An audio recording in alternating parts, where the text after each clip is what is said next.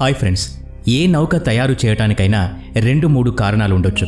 యాత్రికులు స్నేహితులతో కలిసి అందులో కూర్చొని వాళ్ళు మనోరంజకంగా ఆనందించవచ్చు, లేదా సముద్రంలో తిరగవచ్చు, లేదా వస్తువుని రవాణా చేయడానికి ఉపయోగించవచ్చు, దేశ సరిహద్దుల్ని రక్షించుకోవడానికి ఉపయోగించవచ్చు. కానీ సైనికులు కానీ, యాత్రికులు కానీ, వస్తువులు కానీ అస్సలు లేని నౌక ఈ ప్రపంచంలో ఉందని మీకు తెలుసా? సముద్రంలో అలాంటి నౌకలు ఇప్పటికీ తిరుగుతూనే ఉన్నాయి. అలాంటి వాటిని మనం భూతాల నౌకలు అని పిలుస్తాం. ఇలాంటి భూతాల నౌక ప్రపంచంలో ఒకటి ఉందని, దాని పేరు కూడా బహుశా మీకు తెలియకపోవచ్చు. కానీ ఈరోజు మనం చెప్పుకునే నౌక పేరు అది భూతాల నౌక, మేరీ సెలస్. ఇది చాలా ప్రసిద్ధమైన మరియు రహస్యాలతో కూడుకున్న భూతాల నౌక. దీని రహస్యాన్ని ఇంతవరకు ఎవరూ ఛేదించలేదు. దీన్ని కేవలం మనం భూతాల నౌక అంటే సరిపోదు. అలాంటి చాలా నౌకలు సముద్రంలో ఈ ప్రపంచంలో మన ముందున్నాయి. అలాంటి వాటి గురించి ఈరోజు వీడియోలో తెలుసుకుందాం. అందుకని ఈ వీడియోని ఎక్కడా స్కిప్ చేయకుండా పూర్తిగా చూడండి. మరికెందుకు ఆలస్యం, let's start our today's episode. మేరీ సెల్స్ లాంటి ఇంకొక ఉదాహరణ గురించి తెలుసుకుందాం. దాని పేరు క్యానెల్ ఎ డార్లింగ్. ఇది 1921 జనవరిలో సముద్ర మధ్య భాగంలో కనిపించకుండా పోయింది. విచిత్రం ఏంటంటే ఈ నౌకని 2 సంవత్సరాలకు ముందే నీటిలో వదిలేశారు. బెర్ముడా ట్రయాంగిల్ వల్ల ఈ నౌక మునిగిపోయింది అని ఈ రోజుకి నమ్మేవాళ్ళు ఉన్నారు.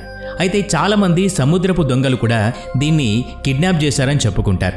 నార్త్ కెరోలినా దగ్గర ఇది పాడైపోయిన శిథిలావస్థలో చాలామందికి కనిపించిందని కూడా చెప్తారు. ఆ సమయంలో వాతావరణం చాలా గందరగోళంగా ఉండటం వల్లనే దాన్ని కాపాడడానికి ప్రయత్నం చేసి చాలామంది విఫలమయ్యారు. 4 రోజుల తర్వాత ఈ నౌక దగ్గరికి వచ్చిన వాళ్ళు ఖచ్చితంగా ఈ నౌకలో కొంతమంది అయినా చనిపోయి ఉంటారు, లేదా మరికొంతమంది ప్రాణాలతో బయటపడి ఉండొచ్చు అని అనుకున్నారు. తిరిగి నౌకను కాపాడటానికి ప్రయత్నం చేశారు. కానీ చూస్తే అందులో మనుషుల జాడ కానీ, వాళ్ళున్న గుర్తులు కానీ ఏవీ కనిపించలేదు. అందువల్ల దాన్ని అలాగే ఒక రహస్యంగా వదిలేశారు. దాని చుట్టుపక్కల వెళ్లే నౌకలు కూడా భయపడి వెళ్లడం మానేశాయి. తర్వాత అమెరికా ప్రభుత్వం దాన్ని పరీక్ష చేయడానికి ఒక కమిటీని సైతం నియమించింది. కానీ దానివల్ల కూడా ఏమీ ఫలితం లేకపోయింది. చివరికి 1922లో ఈ కేసుని మూసేశారు. దాంతో ఈ రోజు వరకు ఈ నౌక గురించి ఎటువంటి నిర్ణయం తీసుకోలేకపోయారు. ఏ సంవత్సరం అయితే ఈ నౌక బయటి ప్రపంచానికి తెలిసిందో అదే సంవత్సరం డానైస్ అనే కంపెనీ నౌకని కార్బన్ హెవెన్ పేరుతో నీటికి వదిలింది. మొట్టమొదటిగా నేవీ వాళ్లకి ట్రైనింగ్ కోసం ఈ నౌకను వినియోగించారు. అలా దాదాపు 7 సంవత్సరాలు ఈ నౌకను వినియోగించారు. 1928లో అర్జెంటీనా నుండి ఆస్ట్రేలియాకు ఈ నౌకను పంపించాల్సి ఉంది. అయితే ఏం జరిగిందో తెలియదు, అది మధ్యలోనే ఆగిపోయింది. ఇప్పటి వరకు ఆ రహస్యం ఎవరికీ అంతు చిక్కలేదు. తర్వాత ఎవరికీ ఈ నౌక కనిపించలేదు.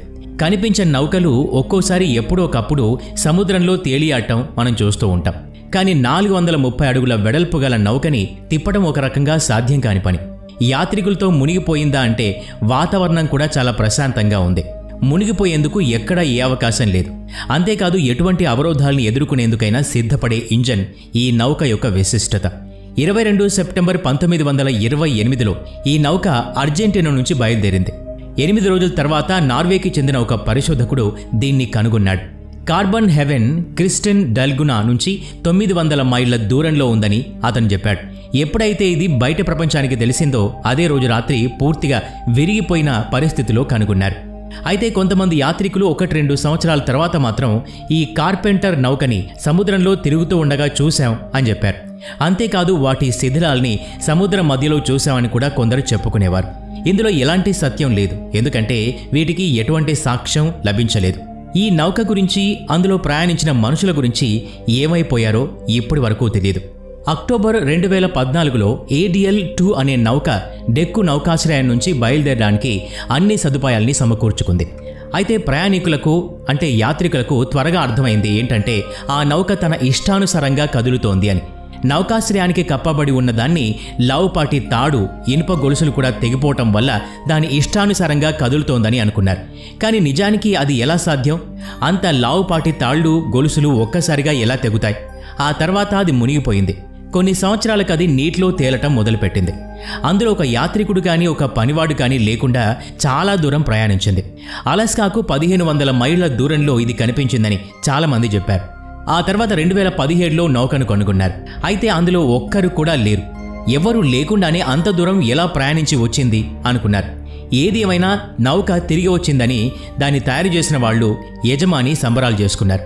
కానీ ఏ సహాయం లేకుండా అంత దూరం ప్రయాణించింది కాబట్టి ఈ నౌక సురక్షితం కాదని రష్యా అధికారులు ఆ యజమానికి చెప్పారట. ఈ నౌకలో సల్ఫర్ డీజిల్ నింపి ఉన్నందువల్ల అది ఏ క్షణమైనా లీక్ అయ్యే అవకాశం ఉంది. దానివల్ల పర్యావరణానికి చాలా ముప్పు వాటిల్లుతుంది. దాంతో రష్యాలో కొన్నాళ్ళు అలాగే పెట్టారు. తర్వాత కెనడా కంపెనీ వాళ్ళకి అమ్మేశారు. ఇప్పుడు మరొక నౌక గురించి మీకు చెప్పబోతున్నాం. ఈ నౌక సముద్రంలో ఎక్కడో చోట తేలుతూ ఉంటుంది. తర్వాత విచిత్రం ఏమిటంటే నౌక యొక్క కెప్టెన్ కూడా ఉన్నాడని నమ్ముతారు. ఈ నౌక పేరు ఓక్టావియస్. ఇది ఎక్కువగా ఆర్థిక లావాదేవీలకు సంబంధించిన నౌక. చైనా లండన్ల మధ్య 1761వ సంవత్సరంలో దీన్ని వినియోగించారు. నౌకకు సంబంధించిన ఆఖరి సంభాషణలో నౌక కెప్టెన్ నౌక చాలా ప్రమాదకర స్థితిలో ఉంది, ఎటువంటి దారి కనిపించడం లేదు అని చెప్పడం జరిగింది. అందువల్ల నార్త్ వెస్ట్ వైపు దీన్ని తీసుకెళ్తున్నాను అని చెప్పాడట. అయితే ఎటువైపు అయితే ఈ నౌకని మళ్లించాలి అనుకున్నారో అటువైపు వెళ్లిన ఏ నౌక కూడా సురక్షితంగా బయటపడ్డట్టు చరిత్రలో ఇంతవరకు కనిపించలేదు. ఇదే విషయం కెప్టెన్ కూడా చెప్పారట.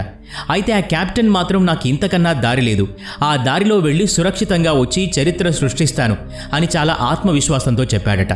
ఆ తర్వాత ఈ నౌక నార్త్ వెస్ట్ వైపు వెళ్ళింది లేదు, లండన్ వైపు కూడా వెళ్ళింది లేదు. ఈ సంభాషణ తర్వాత కనీసం దాని గురించి ఎటువంటి చర్చ కూడా జరగలేదు. ఇప్పుడు మీకు ఈ నౌక గురించి ఒక భయంకరమైన నిజం చెప్తున్నా. కొన్ని సంవత్సరాల తర్వాత ఈ నౌక గ్రీన్లాండ్ ఒడ్డున కనిపించింది. అందులో కెప్టెన్తో పాటు మరికొందరు పనివాళ్లను కూడా అటుగా వెళ్తున్న నౌకలోని వాళ్లు చూశారట. దాన్ని కాపాడడానికి కూడా ప్రయత్నం చేశారు, కానీ అప్పటికే ఆలస్యం అయిపోయింది. కానీ కెప్టెన్తో సహా అందరూ పనివాళ్లు మునిగిపోయి చనిపోయారు. వాళ్ల గదుల్లో ఎలా ఉన్నవాళ్లు అలాగే మంచులో కూరుకుపోయారు. అందులోని కెప్టెన్ కూడా అతని కుర్చీలోనే కూర్చుని ఒక చేతిలో కలం మరో చేతిలో తెరిచి ఉన్న పుస్తకాన్ని పట్టుకుని అలాగే కూర్చుని ఉన్నాడట.